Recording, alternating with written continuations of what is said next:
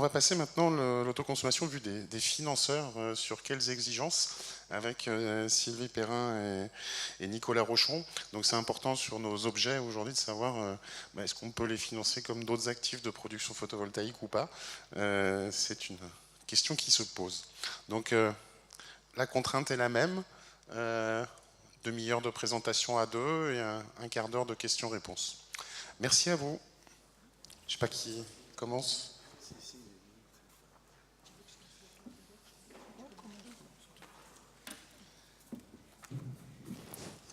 Est-ce que ça marche? Oui. Bonjour à tous, ravi d'être avec vous à cette rentrée. Après un été en demi-teinte, je pense qu'il faut être vraiment plein d'énergie pour aborder ce qui nous attend, mais il y a beaucoup de choses à faire et comme vous l'avez vu, on parle beaucoup de contraintes. Alors sur le plan financier, évidemment, il y en a également, mais je pense que des solutions commencent à émerger et ce qui est important, c'est qu'on puisse continuer à bénéficier du lobby de nos syndicats. Donc merci aussi à Enerplan de m'avoir invité et de faire ce lobby qui est important. Alors, tout d'abord, je vais commencer par la partie des enjeux. Les enjeux, je pense que maintenant, majoritairement, à part peut-être Donald Trump ou quelques autres personnes, c'est important d'accompagner au mieux la transition énergétique. C'est quand même quelque chose, on voit les effets sur la planète, c'est quelque chose qu'il faut faire. Et il faut développer la filière parce qu'on n'est pas non plus un pays en pleine croissance. C'est quand même un grand avantage d'avoir tous les entrepreneurs que vous êtes qui puissent développer vraiment une nouvelle maille de PME sur le pays. Il faut répondre aux nouveaux enjeux et besoins. On parle beaucoup de mobilité durable et il y a des enjeux énergétiques importants, une consommation en croissance et une dépendance géopolitique qu'il faut éviter. Il faut aussi, si possible, faire converger les liquidités. On a beaucoup de liquidités, on pourra en parler tout à l'heure, que ce soit côté banque, côté fonds. Moi, je le vois sous ma capacité d'avocat en matière de financement. On voit énormément de fonds de tous les pays qui viennent et qui veulent financer. Et d'un autre côté, on a beaucoup d'entre vous qui veulent faire financer leurs projets. Mais il faut faire converger les liquidités avec les projets. Donc aujourd'hui, je pense que l'autoconsommation, on est arrivé à un nœud particulier, c'est-à-dire qu'on ne va pas vraiment refaire ce qu'on faisait hier. On ne va pas repartir sur des schémas uniquement de financement de projets long terme. Il va falloir être beaucoup plus créatif. Au début, parce que c'est en cours de maturation, le sujet, comme on a connu ça il y a 10-15 ans au démarrage des renouvelables, et qu'il fallait discuter avec nos amis financiers de la meilleure façon de financer ces projets sur du long terme qui n'était pas de l'immeuble. C'était la question à l'époque, comment peut-on financer quelque chose sur du long terme si ce n'est pas de l'immeuble ? Et deuxièmement, donc il va falloir les repenser. Et je pense que l'autoconsommation est certainement un sujet important pour repenser le financement. Et puis également modifier l'analyse de risque. Et là, c'est côté créancier et c'est un accompagnement nécessaire, c'est-à-dire qu'il faut penser au risque autrement. Ça, c'est très important. Alors, commençons par les obstacles pour finir positivement. Sur les différents obstacles, ça ne suit pas. Ah, c'est moi qui dois le faire. Ah, d'accord. Alors, attends. Tiens, je te le confie. Désolée. Les obstacles, voilà. Donc, d'abord, je ne reviendrai pas largement sur ça. Ça a été très bien expliqué par mes confrères avant. Les incertitudes légales qui pèsent sur l'autoconsommation, mais notamment, les incertitudes, ça ne rassure jamais un créancier. Il faut pouvoir avoir des cadres dans lesquels on peut s'inscrire. Donc, est-ce que l'exemption de TURP va être pérenne ? Qu'est-ce que veut dire le tiers investissement ? Et ça, il y a de multiples schémas qui commencent à émerger, mais il va falloir les valider et c'est toujours compliqué de dire ce qui va être dans un an. L'exemption de CSPE de la taxe, pour combien de temps ? Quand est-ce qu'elle sera mise en cause ? Les prochaines lois de finances, le périmètre, on en a discuté également. Ce qui est également dommage, et je reviendrai peut-être tout à l'heure sur ça, c'est que dans les textes, on met toujours en place certains textes, mais on ne prévoit pas des passerelles de secours. Et ça, c'est très important dans la perspective d'un financier.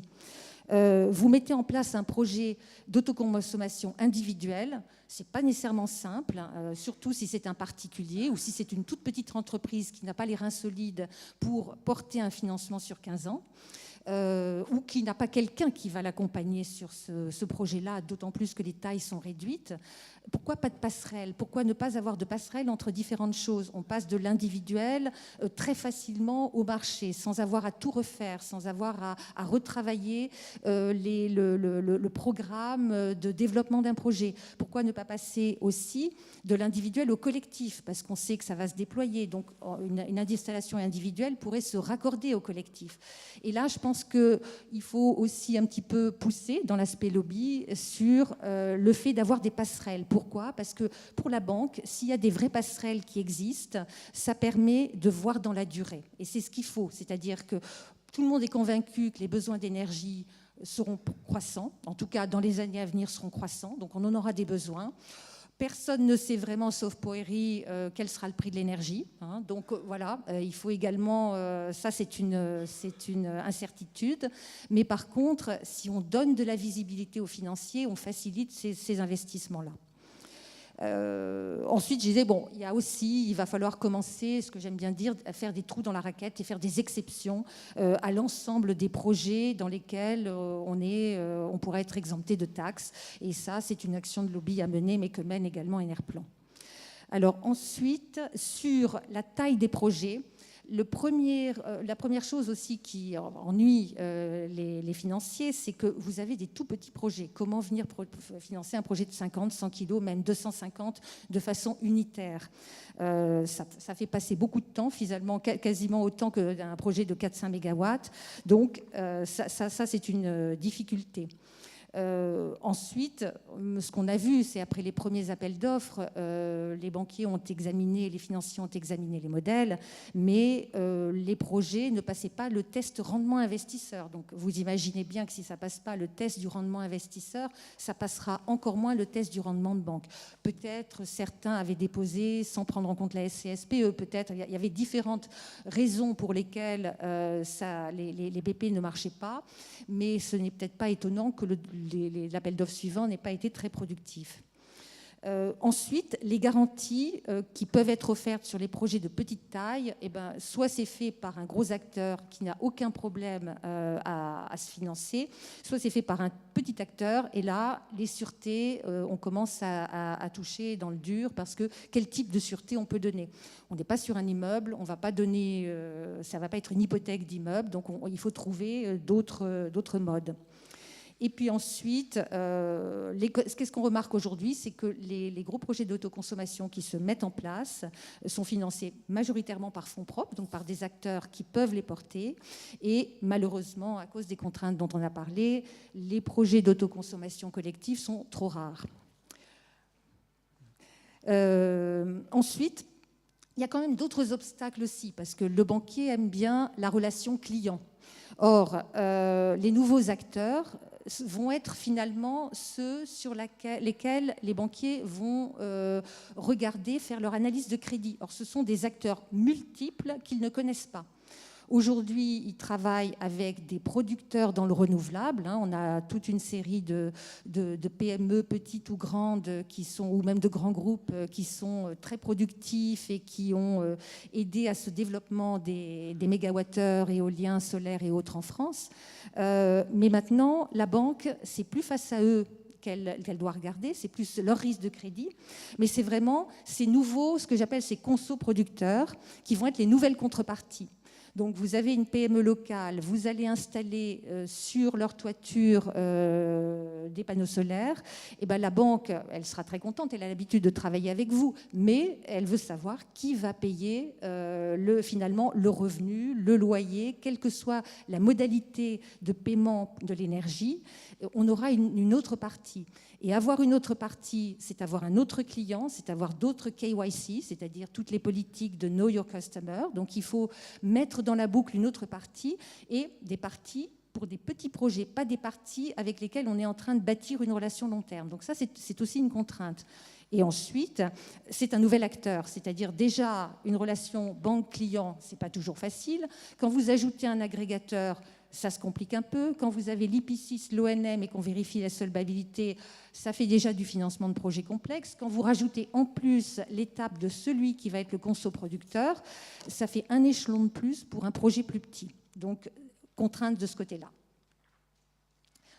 Ensuite, et je l'ai abordé en ligne, et qui est probablement la plus grande problématique bancaire, hein, je pense que beaucoup de mes clients sont venus me voir en me disant, dès qu'on commence à parler autoconsommation, le premier mot qu'on a côté banque, c'est « mais quelle est la contrepartie ?»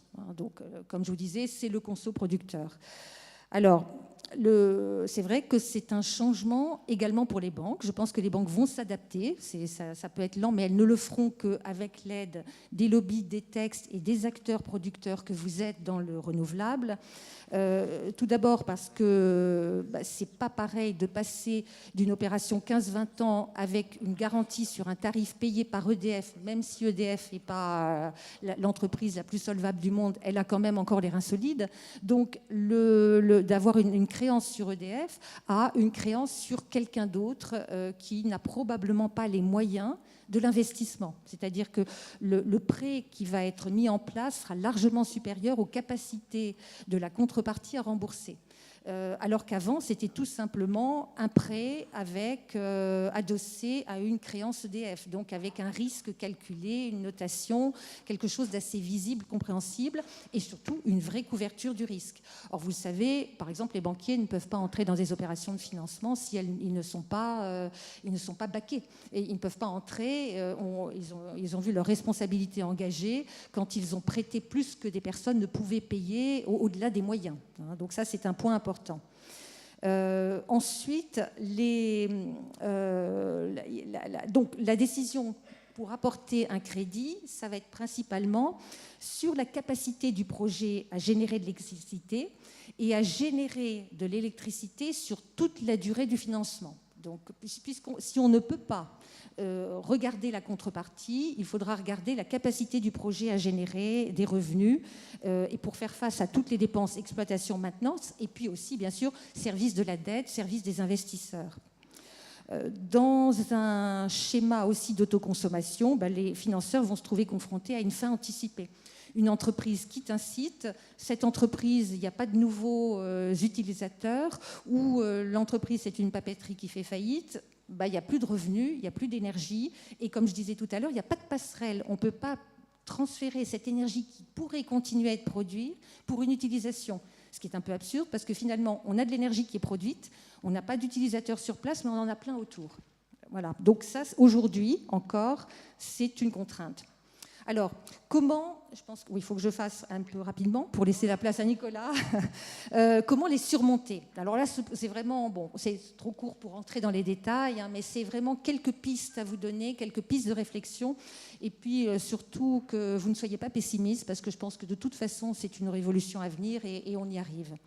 Alors, premièrement, repenser les modes de financement de projet.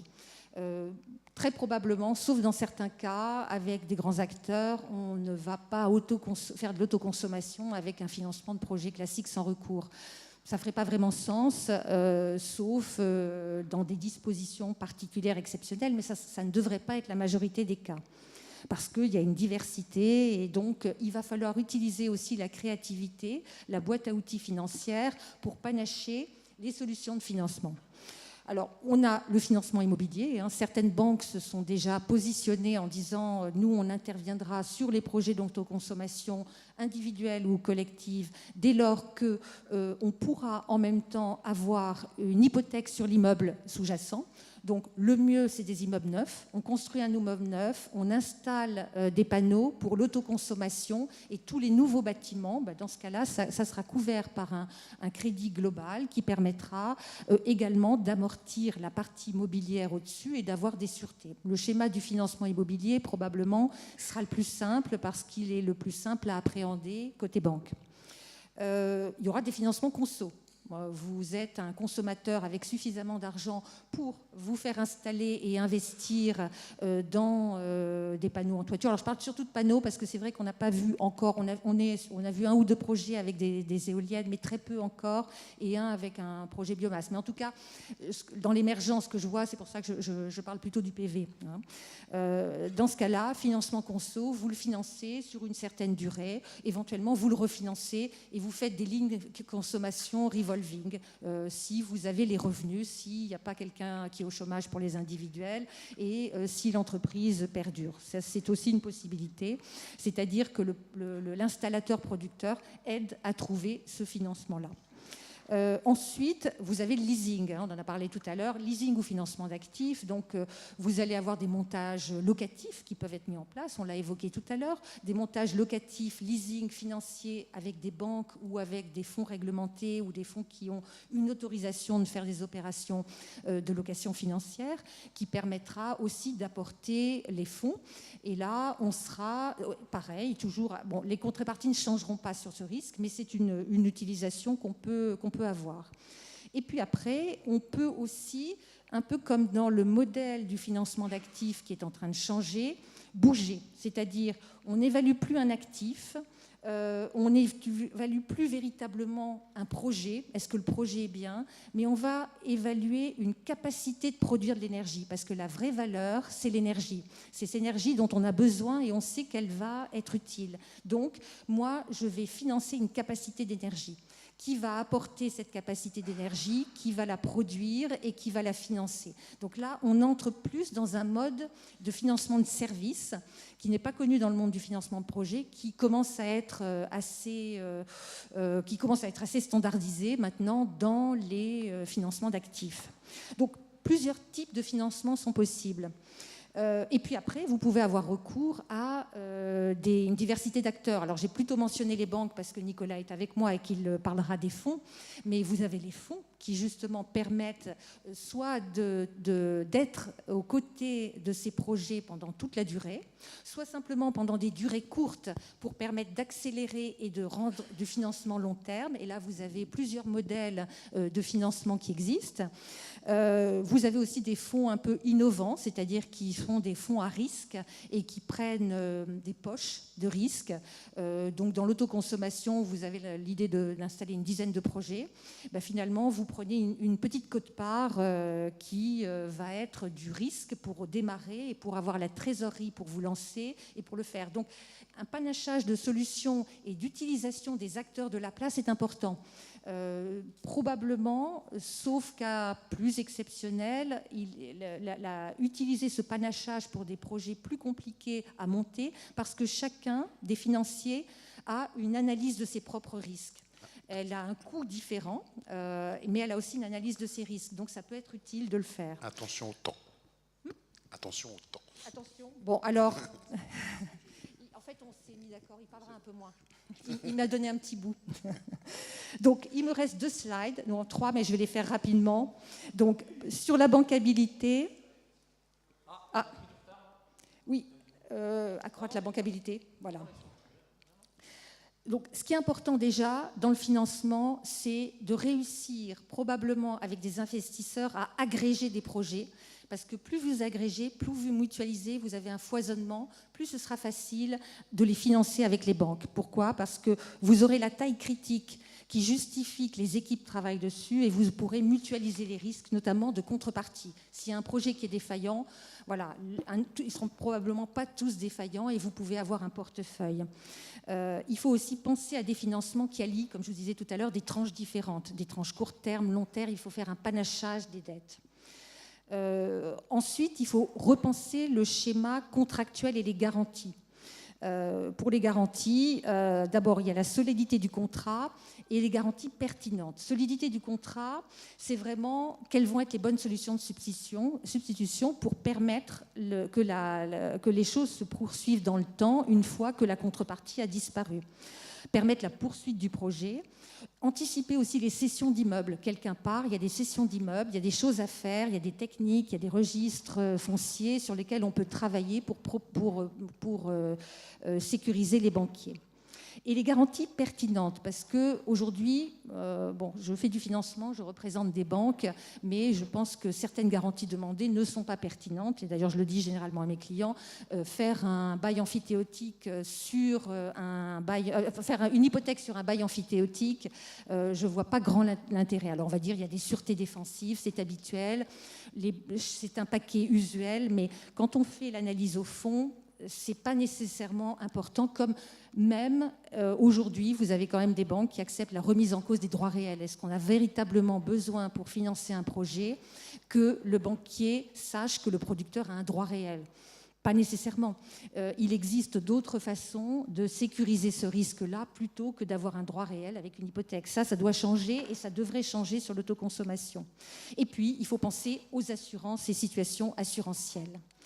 Enfin, juste pour conclure, je pense que les choses importantes dans ce domaine-là, et je m'adresse aussi à Enerplan, c'est réussir à créer des passerelles entre autoconsommation individuelle, collective et vers la vente de gré à gré, donner de la visibilité et prévoir des exceptions qui sont logiques pour vraiment permettre une véritable émergence de l'autoconsommation. Merci beaucoup. Je passe la parole à Nicolas. Merci beaucoup. Bonjour à tous. Donc moi, Nicolas Rochon, je suis gérant de fonds d'une société de gestion qui s'appelle Air Green Invest et qui a comme objectif de financer la transition énergétique. Et donc, je suis plus là en témoignage, parce que c'est pour ça qu'on s'est réparti les rôles. C'est bien mieux expliqué par Sylvie sur l'ensemble des contraintes qui font qu'aujourd'hui, c'est compliqué de développer le financement de l'autoconsommation, parce qu'il n'y a jamais eu autant d'argent. Ça n'a jamais été aussi facile de lever de l'argent sur le secteur. Quand il y a 10 ou 15 ans, j'essayais de lever des fonds dans la transition énergétique, on me prenait pour un dingue. Ça mettait un temps fou et pourtant on avait des rentabilités qui étaient superbes. Aujourd'hui, il y a des rentabilités qui sont très faibles et il y a beaucoup d'argent. Et alors l'autoconsommation, c'est vrai que quand on en parle aux investisseurs, aux assureurs, tout le monde est passionné et tout le monde a envie d'y participer. Et nous, intellectuellement, on trouve ça génial aussi. On a vraiment envie. On a fait le tour de tous nos développeurs. On a eu beaucoup de projets sur la table depuis 2-3 ans. On a fait évoluer notre gamme de produits, parce qu'on a des produits long terme, on a aussi des solutions de court terme de financement pour pouvoir répondre à cette problématique. Effectivement, sur l'ensemble des projets, les BP, on les a analysés 10 fois et à chaque fois, ils étaient différents parce qu'il y avait une interprétation qui n'était pas la bonne ou une réglementation qui a changé.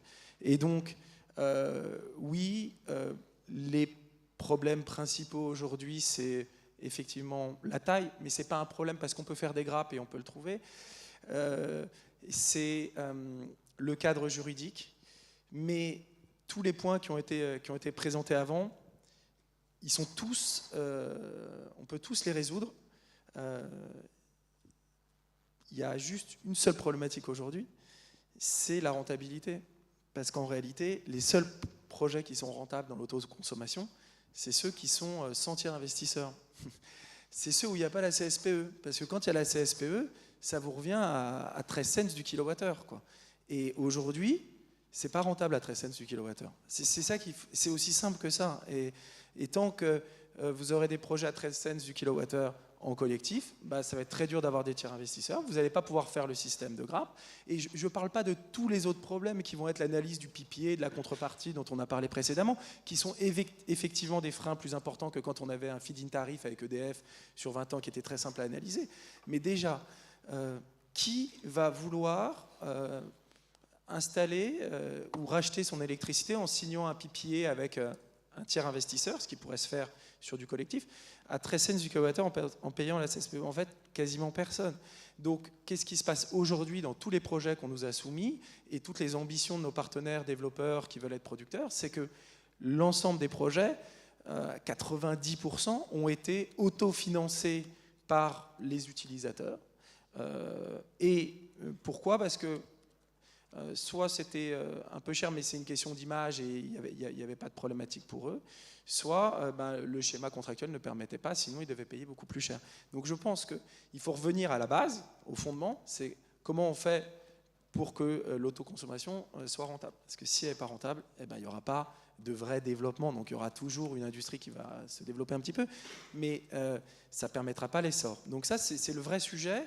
Et alors nous, sur nos fonds, on investit à 65% en dehors de France. Et là, les premiers projets d'autoconsommation qu'on finance, c'est en dehors de France. Alors, il y a la Suède. En ce moment, on est en train de faire un investissement en Suède. Parce qu'eux, ils ont mis en place ces passerelles. Ils mettent en place les passerelles. Et on peut faire des grappes sur de l'individuel.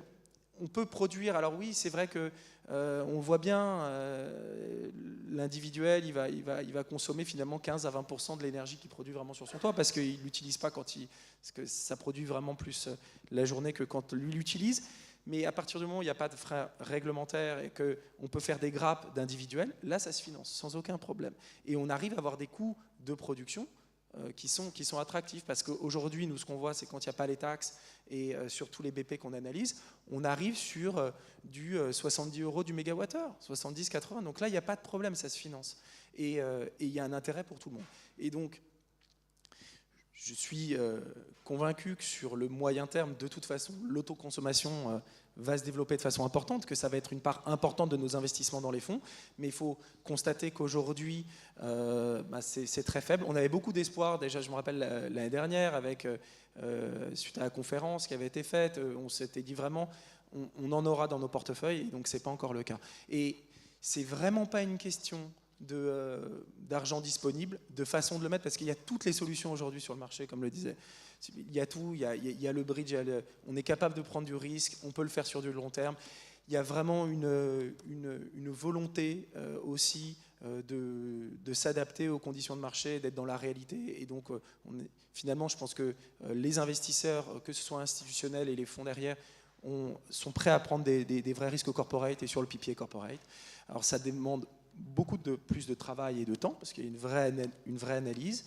Et si ça demande plus de travail, plus de temps, c'est plus compliqué. Il faut qu'il y ait un peu plus de rentabilité que ce qui se fait sur le classique. Donc voilà, je pense que l'essor de l'autoconsommation, il va venir de là. Et il faut absolument donc mettre en place ces passerelles, et il faut absolument se battre. Et je pense que c'est vraiment la volonté d'Enerplan et des acteurs pour faire en sorte qu'on puisse résoudre ce système de taxes, ou au moins le réduire pour rendre cette industrie compétitive. Donc voilà, très rapidement, je ne vais pas revenir sur tous les autres sujets parce qu'ils ont été très bien présentés précédemment, mais je pourrais répondre à vos questions. Merci pour cette parole de bon sens sur, finalement, au-delà de tous les risques juridiques, le nerf de la guerre, c'est la rentabilité. Donc, oui, il y a des questions, là et là.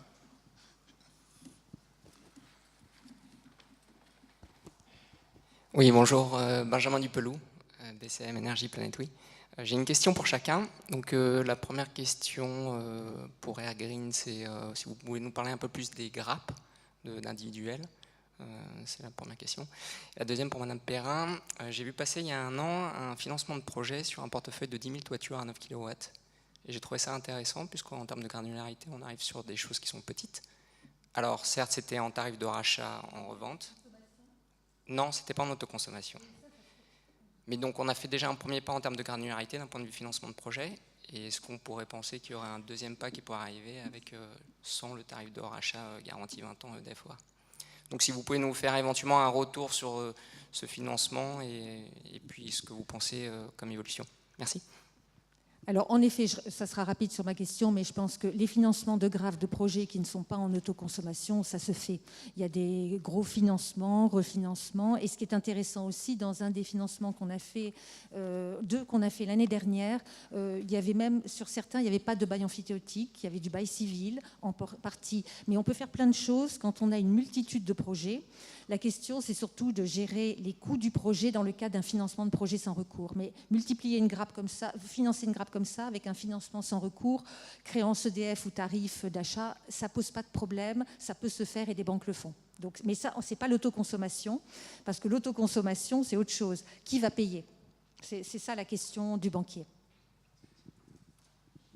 Oui, donc nous, sur les grappes, oui, ça a été un des modes de développement et ça se développe de plus en plus. C'est comment être là en amont de la banque pour financer des projets qui sont trop petits, qui ne sont pas finançables, qui vont prendre du temps et le développeur, pour avancer, va avoir besoin d'une aide au départ et on va financer la grappe en attendant le refinancement bancaire. Donc ça, c'est une des solutions, qu'on offre. Et après, bien sûr, il y a les autres solutions plus long terme où la banque est déjà là et on va prendre une multitude aussi de projets et on va refinancer l'ensemble sur une partie long terme. Le gros problème qu'on a, c'est le sujet, alors, mais ça c'est plus pour du financement de projet classique, on s'éloigne de l'autoconsommation. L'autoconsommation, c'est on ne nous les présente pas, ces projets-là. On ne nous les présente pas parce qu'on n'arrive pas à avoir des grappes rentables. Hein. C'est toujours le problème, parce qu'on est obligé de rester dans un schéma individuel. Et c'est ça le sujet dans lequel nous, on peut pas intervenir. Donc c'est un peu le nœud.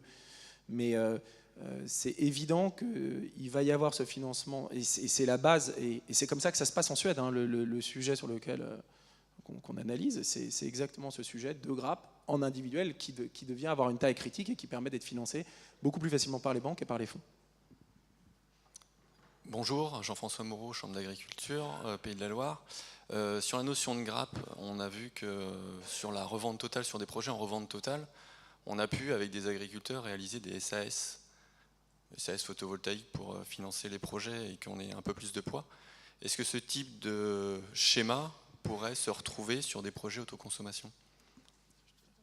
Pardonnez-moi, j'ai pas compris. Financer des SAS. Une SAS, en fait, on a créé une société par action simplifiée pour financer une somme de projets de photovoltaïque en revente totale. Est-ce que vous pensez que ce type de schéma pourrait se retrouver sur l'autoconsommation? C'est-à-dire agglomérer aussi des projets en autoconsommation d'agriculteurs au sein d'une même société pour peut-être permettre plus facilement un financement? D'accord. Alors peut-être les deux questions. Je pense que les deux points qu'on a abordés, c'est d'abord, est-ce que le projet a un BP rentable, c'est-à-dire par rapport aux revenus, est-ce que ça peut porter le coût d'un fonds d'investissement ou de la banque? Ça sera la première chose. Et deuxième chose, quel est le revenu? Quand vous dites en revente totale, c'est-à-dire que vous êtes en gré à gré sur le marché? EDF. EDF, oui, vous avez une créance EDF, donc la créance EDF est connue, elle est connue sur 15 ans, 20 ans, elle payera, oui, là il n'y a aucun problème. Sur des grappes, on ne change rien. Là on est en train de parler de quelque chose qui se modifie. La question c'est pour financer des grappes de projets en autoconsommation par la SAS, si j'ai bien compris. Et dans ce cas-là, on se remet dans la position, c'est le tiers investisseur, donc il y a CSPE et on dégrade la rentabilité. Et là vous vous retrouvez ça va revenir aux agriculteurs à 13 cents du kilowattheure à peu près, parce qu'ils vont devoir payer la CSPE et tout ça. Donc après, c'est leur choix. Est-ce qu'eux sont prêts à payer plus cher leur énergie et le faire comme ça? Nous, on pourra le financer, parce qu'on va faire une analyse effectivement des contrôles. Alors, c'est pas facile déjà, mais ça se mutualise. Et ça, pour le coup, on est vraiment prêt à prendre le risque. Mais la question, c'est est-ce que ça les intéresse de le faire à ce prix-là? Est-ce qu'on arrivera à avoir l'exonération? Est-ce que c'est intéressant pour eux? Est-ce que c'est intéressant pour eux? Voilà. Si c'est intéressant pour eux et sur le prix, ça fonctionne. Après, il va falloir faire une analyse assez précise de la solvabilité du groupement, en fait, de la SAS. Et voilà. Mais ça, pour le coup, ça s'analyse.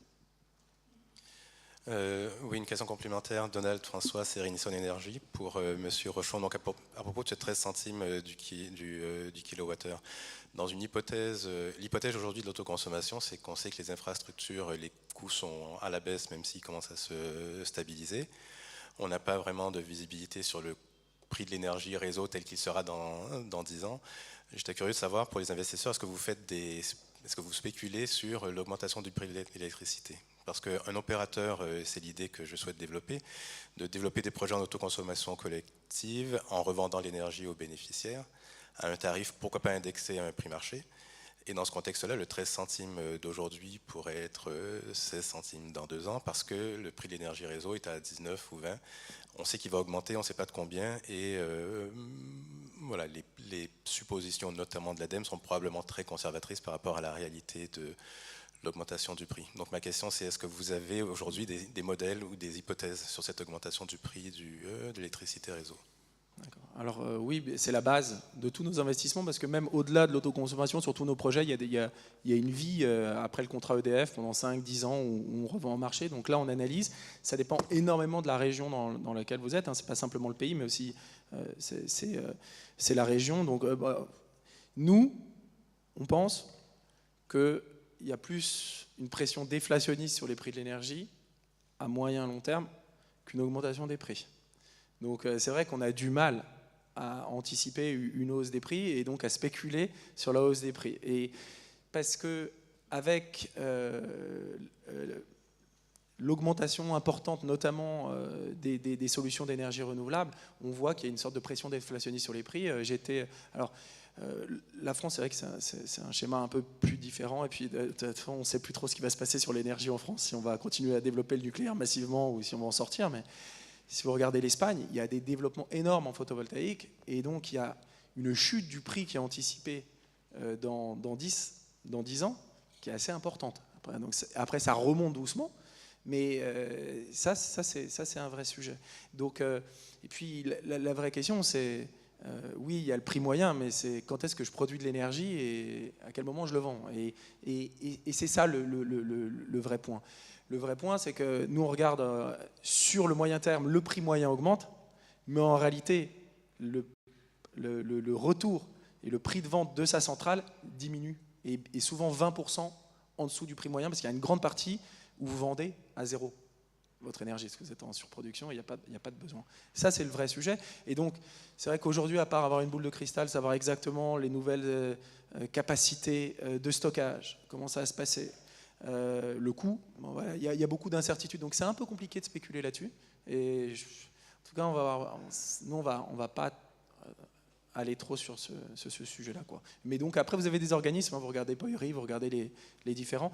Pöyry, bon, ils ont beaucoup d'idées, ils n'ont jamais trouvé pour l'instant, hein, si on regarde l'historique, mais c'est très dur, donc je pense que personne ne sait, ça évolue vraiment trop vite.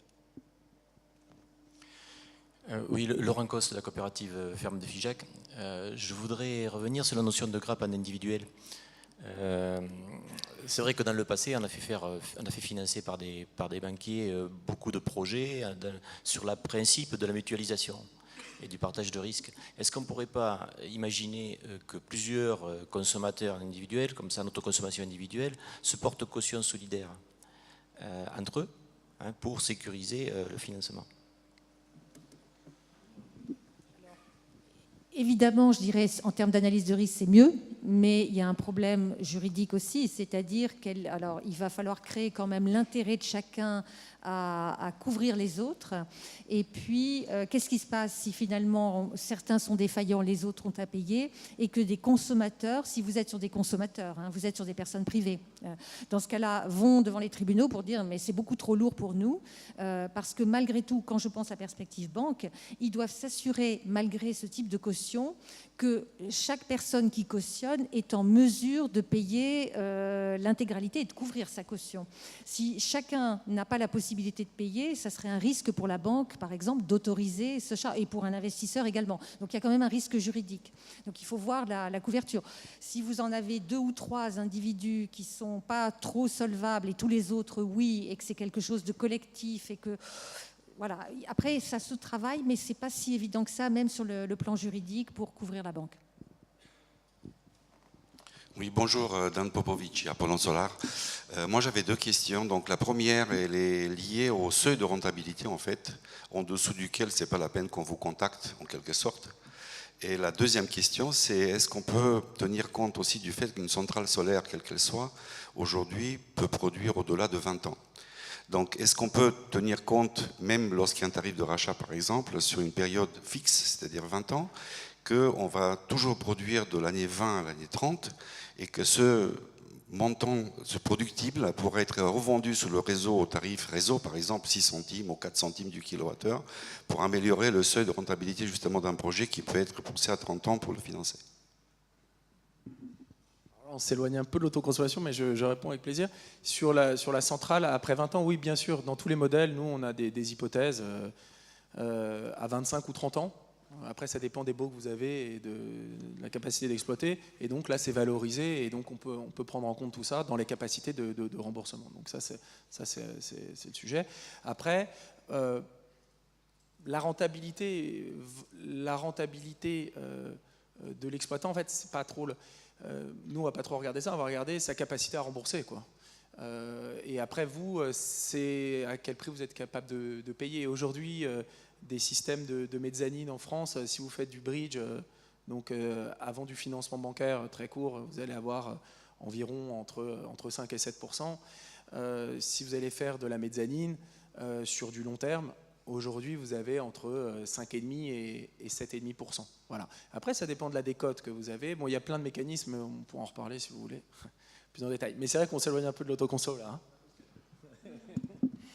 Oui, pour Madame Perrin, vous avez parlé d'un mécanisme par les prêts à la consommation. Est-ce qu'il va y avoir un travail au niveau des banquiers de moralisation de ces prêts à la consommation pour l'autoconsommation à destination des particuliers, puisqu'on sait qu'il y a un vrai problème autour de ça? Alors, on l'a entendu hier, je me permets de répondre à la place. Arnaud Leroy parlait que l'ADEME allait lancer une initiative pour essayer de moraliser les pratiques des organismes de crédit. C'est une discussion qu'on avait eue en mars ensemble, donc j'espère qu'on va la faire aboutir rapidement avec 3 points proposés. On a réussi à que aujourd'hui l'attestation mensuelle de conformité qui soit remise, parce qu'avant ça ne l'était pas, donc ça c'est une action d'Enerplan pour limiter les risques des biens et des personnes, mais ça ne suffit pas. Et il faut que l'installation ait la convention de raccordement avec le gestionnaire de réseau qui soit déclarée, et surtout qu'on ait un installateur qualifié RGE avec contrôle renforcé, et ça nous permettra d'assécher les éco-délinquants de ce marché d'ici 6 mois, 1 an, et on aura un marché moral. Mais voilà, c'est encore devant nous. Mais ce sera bien de le faire avec l'ADEME, on sera plus fort, je pense. Les organisations du bâtiment veulent aussi le faire, donc on est ensemble pour moraliser ce marché. Est-ce qu'on a... Peut-être qu'un bon café, ça permettrait de se relancer pour la deuxième partie de la matinée.